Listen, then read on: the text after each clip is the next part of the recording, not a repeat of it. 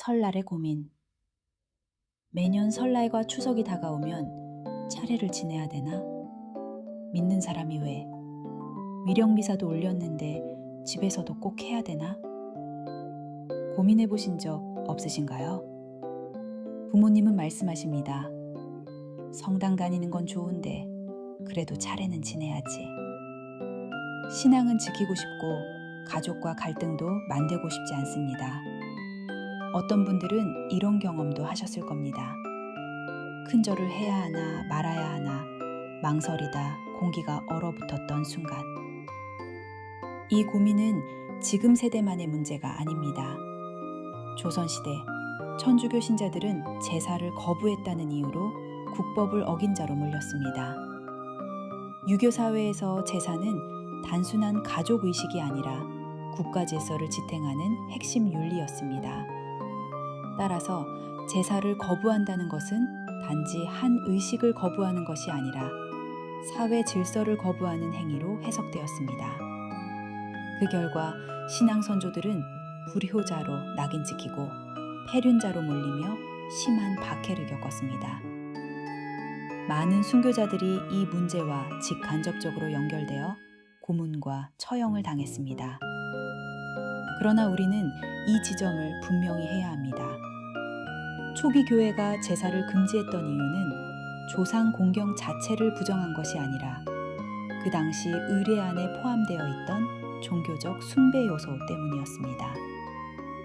이 역사적 맥락을 이해할 때 오늘날 교회의 판단이 타협이 아니라 신학적 분별의 결과임을 알 수 있습니다. 그들에게 제사 문제는 신앙의 생사 문제였습니다. 그래서 우리는 이 문제를 가볍게 다룰 수 없습니다. 중국 의례 논쟁과 한국.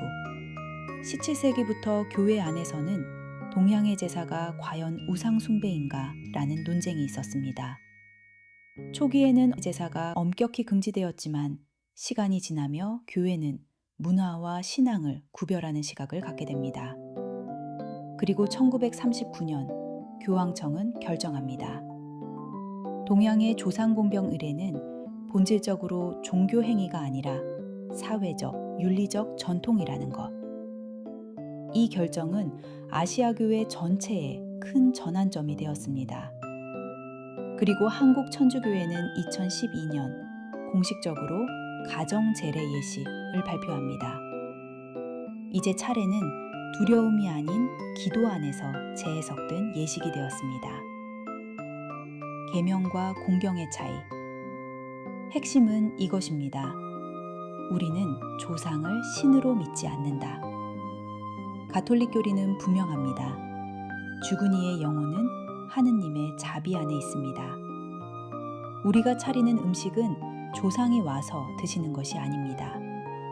그것은 감사의 상징이며 기억의 상징입니다.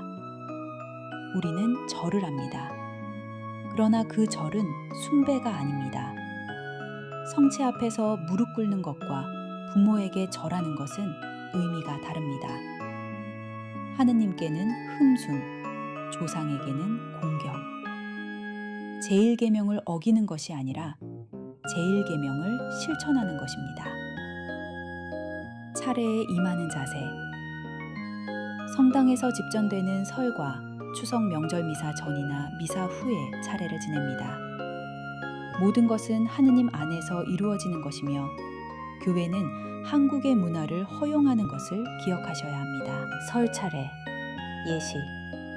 천주교 가정제례는 조상에 대한 효성과 추모의 전통 문화를 계승하는 차원에서 그리스도교적으로 재해석한 예식입니다. 따라서 조상 숭배의 개념으로 오해되지 않도록 주의해야 합니다. 신자 가정에서는 기일 등에는 가정의 제례보다 우선하여 위령비사를 봉헌하는 것이 원칙입니다. 마음과 몸의 준비. 고해성사로 마음을 깨끗이 하며 복장을 단정하게 갖춘다. 상차림. 단순하게 추모 예절만을 위한 상을 차릴 수도 있습니다.